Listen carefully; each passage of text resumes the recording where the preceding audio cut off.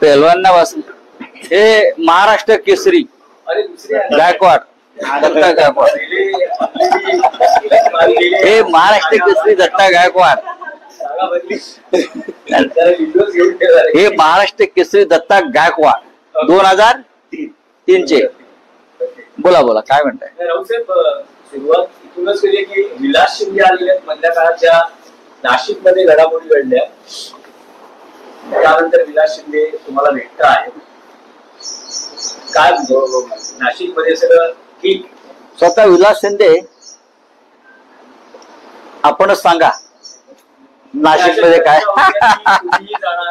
गुजरात बरोबर असं काही म्हटलं जात होतं. नाराजी नाट्य बरंच होतं. नाराजी नाट्य वगैरे काही नाही. साहेबांच्या परवानगीने 1 महिन्यासाठी मी माझ्या मुलीच्या मंगल विवाह होता. विवाहाच्या निमित्ताने मी साहेबांकडे वेळ मागितली की या कार्यक्रमाला मला वेळ मिळाली. साहेबांनी ती वेळ दिली.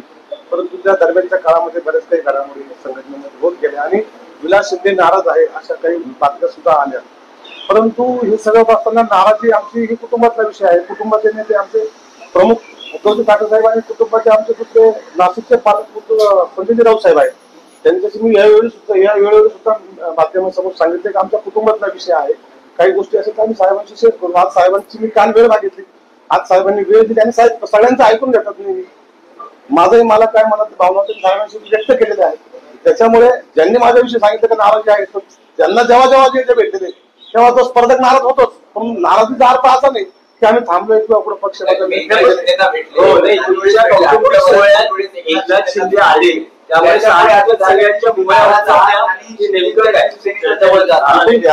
एकनाथ शिंदेना भेटत. यापूर्वी सुद्धा एकनाथ शिंदे शिवसेनेमध्ये ज्या होते 30 वर्षापासून आम्ही काम सोबत केलेलं आहे.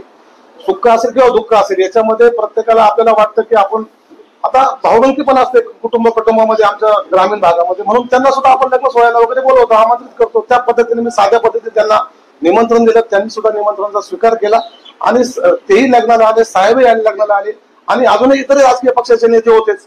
परंतु याचा अर्थ असा नाही त्यांनी सांगितलं आणि साहेबांनी यापूर्वी सांगितलेलं की लग्न सोहळ्यामध्ये उपस्थित राहणं किंवा एखाद्या दुःखामध्ये उपस्थित राहणं याचा अर्थ असा होत नाही की आपण लगेच पक्ष प्रवेश किंवा अशा काही बदल करतोय असं त्याचा होऊ शकत नाही. बघा हे आता मी बोलतोय हे नाही, एक लक्षात घ्या काही माणसं फार पक्की असतात आणि काही मडकी कच्ची असतात. त्या पक्क्या माणसांपैकी नाशिकमध्ये विलास शिंदे शिवसेना. आता कच्चे मडकी कोण? जसं आता मगाशी महाराष्ट्र केसरी ते आमचे एक महाराष्ट्र केसरी होते हा. आता या चंद्रहार पाटलांना ते जरी पहलवान दिसत असले तरी ते कच्चा मडक आहे. त्याच्यासाठी शिवसेनेनं प्रतिष्ठेचा विषय केला. आम्ही सगळ्यांनी सांगलीतली जागा मिळावी, शिवसेनेनं लढावी, चंद्रहार पाटलांनी लढावी ही त्यांची इच्छा होती आणि त्यांच्या त्या इच्छेसाठी आम्ही प्रतिष्ठापणाला लावली. अशा माणसानं स्वार्थासाठी बरं का लाभासाठी बेईमान व्हावं ह्याला मी बेईमानी म्हणतो. काय त्याला कमी दिलं? ठीक आहे सत्ता आली नाही तुमच्या गावात, तुमच्या विट्यात तुम्हाला मतं पडली नाही. तुम्ही एवढे मोठे नेते समजत होता. मला तो फार लहान माणूस आहे, मला त्याच्याविषयी काय बोलायचं नाहीये त्या माणसाविषयी. पण मला वाईट वाटलं की ज्या माणसासाठी आम्ही प्रतिष्ठापणाला लावली महाविकास आघाडी त्या माणसानं सुद्धा बेईमानी करावी. या बेईमानीचं वर्णन करायला माझ्याकडे शब्द नाहीत. ठीक आहे आता पुढला विषय घ्या. म्हणजे आता उद्धव ठाकरेंच्या गळ्यातला जो चंद्रहार आहे नाही तो अजिबात कोणाच्या गळ्यातला तुम्ही हे फालतू उपमा देऊ नका. शिंदेच्या गळ्यात बरं का ठीक आहे त्याने मिरवावा काही नाही. त्याच्या विटेसारख्या गावामध्ये त्याला 10,000 मतं पडली नाही लोकसभेत. पण आम्ही प्रयत्न केला. एक तरुण उमदा क्षेत्रातला माणूस आहे, निवडणूक लढायची आहे, अपक्ष लढणारच होता. अपक्ष लढला असतं तर 5,000 मतं पण नसती पडली. 60,000 मतं जी शिवसेनेची होती ती त्यांना पडली. आता मला त्यात काय ठीक आहे शेवटी आर्थिक लाभ हा महत्वाचा आहे. क्रीडा क्षेत्रात काम करायचं आहे, सामाजिक काम करायचं आहे, याला काय अर्थ नाही. जे सगळे चाललेले आहे ते आर्थिक लाभापोटी चाललेले आहे. त्याच कार्यक्रमात एकनाथ शिंदे असं म्हणतात की तुम्ही आता नकली आखाड्यातून असली आखाड्यात आलेला आहात आणि वाघाचं कातडं पांघरून कोणाला वाघ होता येत नाही तर बघा, बाळासाहेबांचे विचार एकनाथ आत्मसात शिंदेनी कधी बाळासाहेबांचे विचार आत्मसात केले मला माहित नाही. ते कोणत्या काळात बाळासाहेबांबरोबर होते हो, हो, हो. पाहावं लागेल. त्यांनी बाळासाहेबांबरोबर नक्की कधी काम केलंय. म्हणजे ते स्वतःविषयी काही गैरसमज लोक भ्रम निर्माण करतात, त्यातला तो एक भ्रम आहे की आम्ही बाळासाहेबांच्या विचाराचे आहोत, आम्ही आहोत. काय विचार तुम्ही बाळासाहेबांचा? मोदी, शहा, फडणवीस यांचे बूट चाटणं जे महाराष्ट्राच्या मुळावर आलेले आहेत, हा बाळासाहेबांचा विचार आहे. हा महाराष्ट्र आणि मुंबई संकटात असताना, लुटली जात असताना, मराठी माणसाच्या स्वाभिमानाला रोज धक्का लावला जात असताना तुम्ही ही जी बूट चाटेगिरी करताय महाराष्ट्र द्रोह्यांची, हा बाळासाहेब ठाकरेंचा विचार आहे असं तर ज्या लोकांना वाटत असेल ते धन्य आहे. रावसाहेब, आज राष्ट्रवादी काँग्रेस पक्षाचे 2 वर्धापन दिन साजरे होत आहेत. या वर्धापन दिनाच्या पार्श्वभूमीवर सुप्रिया जे ट्विट केले ते असं म्हणतात की सहन करायला शिका, आपल्या डोळ्यासमोर अन्याय होत असतो, काही गोष्टी आपल्या हातात नसतात, असं त्यांनी आपल्या ट्विटमध्ये म्हटलं. मी त्यांचं म्हणणं बरोबर आहे, काही गोष्टी आपल्या हातात नसतात. सध्या या सगळ्या गोष्टी ज्या आहेत ह्या ईडी, सीबीआय आणि पोलीस यंत्रणेच्या हातात आहे. त्यांचा किंवा आमचा जो बघा, राहुल गांधींनी जे म्हटलंय त्यांच्या लेखामध्ये आणि ज्याच्यामुळे देवेंद्र फडणवीस यांच्यापासून सगळ्यांना मिरच्या झोंबलेल्या आहेत की हा सगळ्या तपास यंत्रणांचा गैरवापर, निवडणूक आयोगाचा गैरवापर करून तुम्ही निवडणुका जिंकलेल्या आहेत आणि आमचे पक्ष फोडलेले आहात. त्याच्यामुळे आम्ही संयम बाळगलेला आहे ना, आम्ही संयम बाळगलेला आहे आणि आम्ही यातून पुन्हा उभे राहू याचा आम्हाला विश्वास आहे. हे बुडबुड आहेत, अजित पवारांचा पक्ष, एकनाथ शिंदेचा पक्ष, हे बुडबुड आहेत. हे बुडबुडे लवकर फुटतील. मुख्य म्हणजे मोदी आणि शहांचाच भ्रमाचा भोपळा फुटतो आहे, रोज फुटतो आहे. तुम्ही किती खोटं बोला, रेटून बोला, तुमच्या भ्रमाचा भोपळा फुटतो आहे, हे रोज दिसत आहे. प्रेसिडेंट ट्रम्पला उत्तर देऊ शकत नाहीत हे. प्रेसिडेंट ट्रम्प आतापर्यंत 16 वेळा बोलला की मी यांना युद्ध थांबवायला सांगितलं. आमचं युद्ध पाकिस्तान बरोबरच्या दहशतवादाविरुद्ध होतं. हे युद्ध प्रेसिडेंट ट्रम्पच्या दबावाखाली आपण थांबवलं, हे ट्रम्प सांगतोय. पण ट्रम्पला उत्तर द्यायची हिंमत ना नरेंद्र मोदींमध्ये आहे, ना अमित शहा मध्ये आहे. अहो सोडून द्या, ना देवेंद्र फडणवीस मध्ये आहे. हिंमत असेल तर एकनाथ शिंदेने ट्रम्पचं नाव घेऊन दाखवावं. सुप्रिया सुळे असं म्हणतात की अधिकार शरद पवारांनी मला दिलेले आहेत. त्यांचे नेते सुद्धा असं म्हणतात की सुप्रिया सुळेंना आता पक्षाचे निर्णय घेण्याचे अधिकार आहेत. त्यांना प्रश्न विचारला असता मोदी राष्ट्रवादी एकत्र येणार का, तर ते म्हणतात की टाइम बाउंड नाहीये त्याला. भविष्यात असं काही घडेल असं वाटतं का? तशा प्रकारचे संकेत आहेत ते मला की टाइम. मला असं वाटत नाही की भारतीय जनता पक्षाबरोबर जो पक्ष गेलेला आहे, धर्मांध, जातीय आणि महाराष्ट्रद्रोही अशा पक्षांबरोबर अजित पवार गेलेले. आय रिपीट, धर्मांध, जात्यंध आणि महाराष्ट्रद्रोही अशा पक्षांबरोबर अजित पवार, एकनाथ शिंदे यांच्यासारखे जे लोक गेले आहेत ते काय फार मोठ्या क्रांतिकारक महान विचारांना गेलेले नाही. भारतीय जनता पक्षाचा विचार हा काय शहीद भगतसिंग, महात्मा फुले, डॉक्टर आंबेडकरांचा विचार नाहीये. लुटा, खा आणि वाटा. लुटायला परवानगी द्यायची आणि त्या लुटणाऱ्यांना आपल्या पक्षात सामील करून घ्यायचं आणि लुटणाऱ्यांची मोठी टोळी निर्माण करायची, हे त्या पक्षाचं स्वरूप आहे.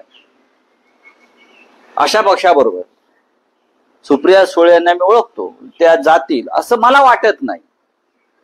माननीय शरद पवार साहेबांची विचारधारा जी आहे ती एका वेगळ्या विचाराची आहे. फुले, शाहू आंबेडकरांचा विचार, यशवंतराव चव्हाणांचा विचार, बरं का, हा विचार घेऊन त्याने महाराष्ट्रामध्ये 60 वर्षापेक्षा जास्त काळ काम केलंय.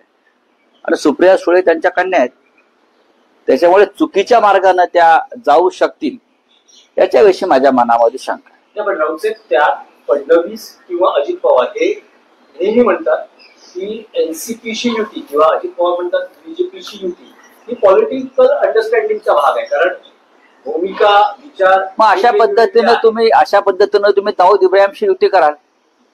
पॉलिटिकल अंडरस्टँडिंग आहे ना. काय दाऊदची सुद्धा मत आहेत या भागामध्ये. जसं तुम्ही आता इक्बाल मिरची बरोबर व्यवहार करणाऱ्यांना आपल्या पक्षात घेतलेलंच आहे ना. अंडरस्टँडिंग आहे ना. कोणाशी अंडरस्टँडिंग करताय तुम्ही?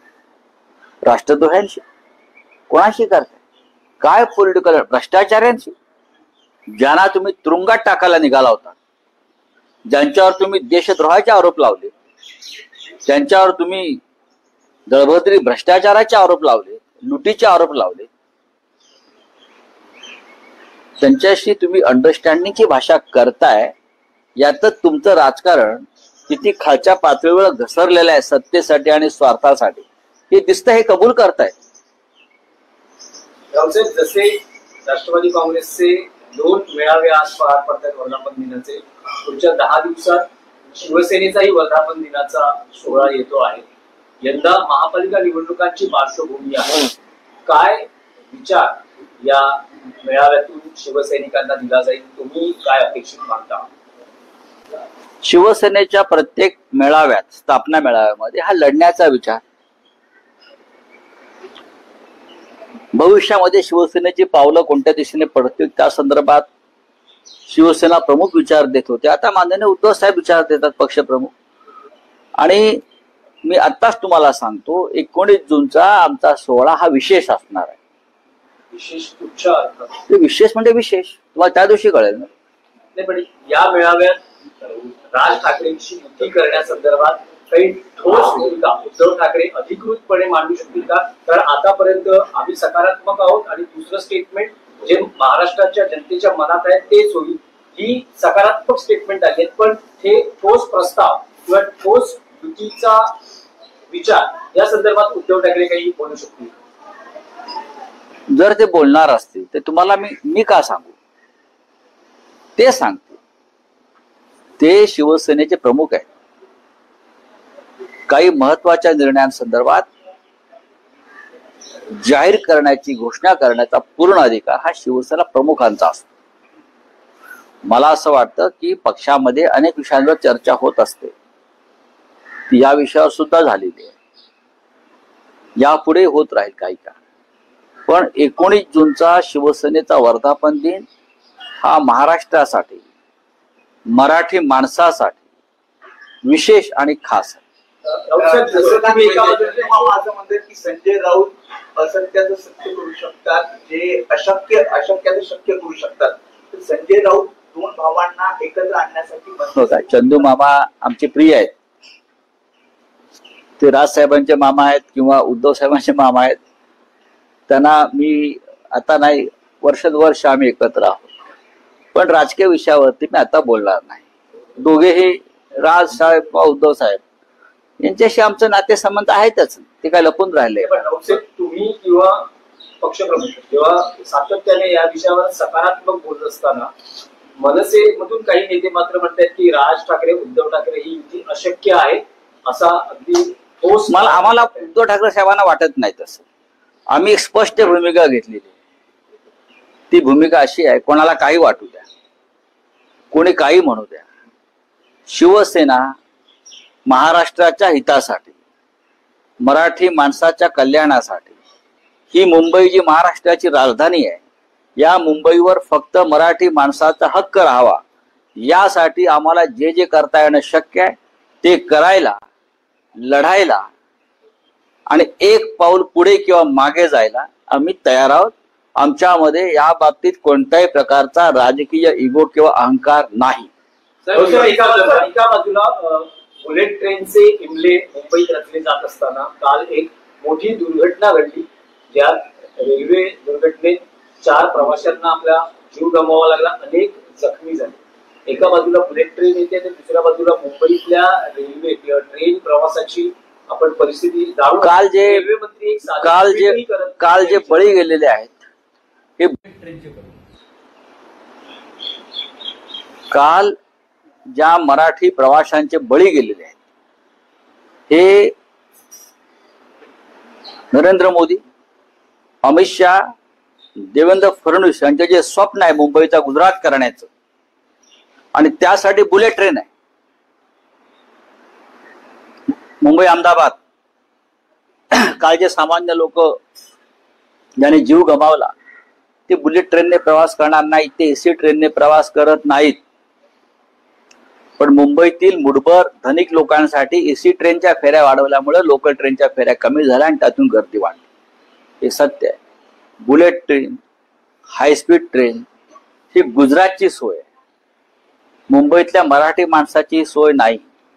मुंबईतल्या रेल्वे प्रवासामध्ये लोकल ट्रेन्स वाढणं, त्याच्या सुविधा देणं, यासाठी ना देवेंद्र फडणवीस ना एकनाथ शिंदेची चिरंजीव जगभ्रमण करणारे आम्ही बोलतोय त्याच्यावर.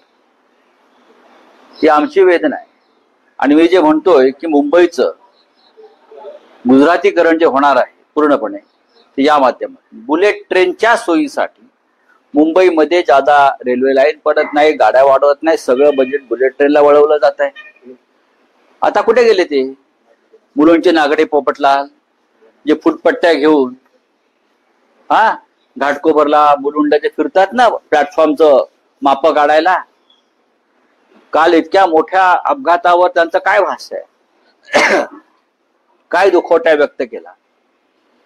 राजीनामा मागितला रेल्वे मंत्र्यांचा? कोण आहे काय वैष्णव काय कुठे आहेत ते? आले मुंबईत? आले का? ही सगळी कॉर्पोरेट मंडळी, हे सगळे गौतम अडाणीचे चमचे, यांना मुंबई विकायची आहे मराठी माणसाची, आणि आम्हाला सांगताय ते. चला धन्यवाद. पूरा हो चुका है, पहला साल है ना, उनकी नंबर की राजनीति पूरी हुई। क्या है सर? मोदी गवर्नमेंट का तीसरा टर्म चालू हो गया, जिसका पहला साल कवर हो चुका है, खत्म हो चुका है ना। उनका जो नंबर्स की राजनीति थी वो पूरी नहीं हुई, 240 पे अटके। दूसरी ओर से जो उनका सुंदर की जो राजनीति वो भी पूरी नहीं हुई। सर किस तरीके से आप देखते हो पूरा ये साल उनका? सर कौन सा साल है ये? साल तो बेमिसाल नहीं है। क्या हुआ है आपने देखा है ना, एक साल में क्या हुआ है। 10 साल में नहीं हुआ तो एक साल में क्या करें? 10 साल निकल चुके, ना देश को दिशा मिली, दुर्दशा हो गई। अब ये साल में तो हमारे 26 महिलाओं का सिंदूर उजाड़ गया, फिर भी मोदी चुप है। पाकिस्तान के साथ युद्ध की घोषणा की, वो भी प्रेसिडेंट ट्रंप ने आपको दबा दिया। आप अब तक उनको जवाब नहीं दे पा रहे हो। मोदी जी के नेतृत्व में देश इतना कमजोर, दुर्बल हुआ है कि 70 साल में ये इतनी लाचारी हमने नहीं देखी। जो मोदी जी के कार्यकाल में देश लाचार, कमजोर और दुर्बल हो गया है और घुटने टेक रहा है छोटे छोटे देशों के सामने, कनाडा के सामने। चलिए, थैंक यू। इसी को लेके एक सवाल है। जो डेलीगेशन बनाया गया था, जो डेलीगेशन बाहर गए थे, आज प्रधानमंत्री जी जितने भी लोग डेलीगेशन में शामिल हुए थे उनसे मुलाकात करेंगे, उनका फीडबैक लेंगे। आपको लगता है कि कहीं ना कहीं इस तरीके का जो डेलीगेशन बना के बाहर भेजा जा रहा है कहीं ना कहीं पॉलिटिकली इवेंट है या पॉलिटिकली? देखिए, वो तो पॉलिटिकल इवेंट ही था। हमने मांगा था स्पेशल सेशन पार्लियामेंट का। पार्लियामेंट सेशन की बात नहीं हो रही है। हमने बहुत कुछ मांगा था। हमने कहा था कि पाकिस्तान को 4 टुकड़े कर दो। बार बार जो हिंदुस्तान के ऊपर आतंकी हमले पाकिस्तान कर रहा है, तो आपकी भाषा थी अब पाकिस्तान वापस उठ नहीं पाएगा। लेकिन पाकिस्तान को चीन ने उठाया है, पाकिस्तान को प्रेसिडेंट ट्रंप ने उठाया है, पाकिस्तान को पुतिन ने उठाया है, पाकिस्तान को तुर्कस्तान ने उठाया है, पाकिस्तान को कुवैत ने उठाया है, पाकिस्तान को अजरबैजान ने उठाया है, पाकिस्तान को IMF ने उठाया है, पाकिस्तान को एशिया डेवलपमेंट बैंक ने उठाया है। ये क्या चल रहा है? मोदी जी के कार्यकाल में हिंदुस्तान की विदेश नीति पूरी तरह से बर्बाद हो गई है। सर ट्रेन आपसे आपका क्या कहना है? हम एक बुलेट ट्रेन के बारे जा रहे हैं और हमारे यहाँ पे सुरक्षा को देखिए, ये बुलेट ट्रेन के बली है। मुंबई में जो हादसा हुआ है कल, जो बुलेट ट्रेन मुंबई से गुजरात लेके अहमदाबाद लेके जा रहे हैं ना, ये उसकी हत्या ही है। पूरा बजट जो है, पूरा ध्यान बुलेट ट्रेन पे चल रहा है उनका। और हमारे जो लोकल ट्रेन, उस पर कोई ध्यान नहीं। जो हमारे गरीब लोग उनसे प्रवास करते हैं, तो ये जो बुलेट ट्रेन के ये हत्या ही है, बली है। ट्रेन का हादसा हुआ था। क्या रे, क्या हो गया? और क्या हो गया? अच्छा।